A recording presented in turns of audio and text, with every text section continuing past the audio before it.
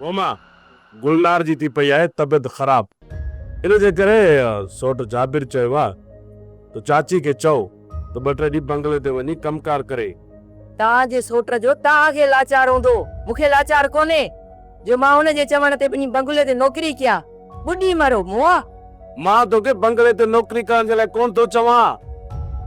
जेसी थी या वीचारी गुलनार जी तबियत ठीक थिए ते सोट चयो आहे ऐं मूंखे मिंथू बि कई अथई तो तूं वञी चओ चाची के तो 2-3 ॾींहं वञी बंगले ते कमु करे।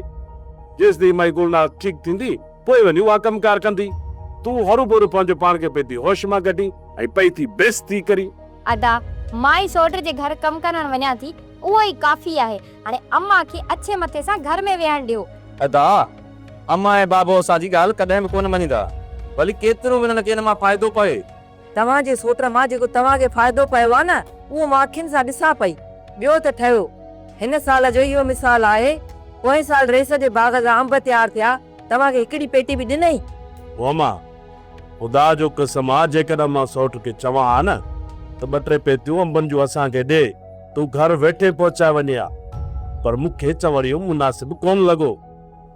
तोखे त ख़बर आहे मां बाग जे ॿाहिरियां ई ट्रकूं भरे वञी मंडी पहुचाईंदा हुया। हाणे मां हुनखे मिलथू कयां सोट अंब जूं 2-3 पेटियूं असांखे ॾे। जेकॾहिं उतां मां हिकिड़ी पेटी बि खणी अचां हा न रुंडे वारा ॾिसनि हा ऐं वञी रईस चाकर खान खे चवनि हा तो तुंहिंजे बाग मां अंब पिया था चूरियूं कनि, तूं ॿुधा पोइ इहे इल्ज़ाम सही सघां पाण ते। तुंहिंजे सोट जे घर मां त सॼी सीज़न ई अंब ख़तम कोन था थियनि, उन जे मथां त कोई इल्ज़ाम हणे ई कोन थो।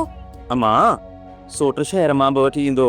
न न अदा मां पाण सोट जे घर वञी ॾिसी ईंदी हुयसि। 3-4 पेटियूं घर में रखियल हूंदी हुयसि। बाबा छॾियो परावनि अंबनि खे, जॾहिं असांखे का खड़ी बि नसीब कोन थी थिए त पराए अंबनि जो ज़िक्र छो कयूं। अबा मूं तौबा कई, अम्मा खे रुॻी मूं कम जो थोरो चयो, हिन खे त परोकाम बि यादि अची विया। जी सोट मां हलां पई, कीअं चाकर खान जी गाॾी अचे मूंखे इतला करे ॿुधाइजे।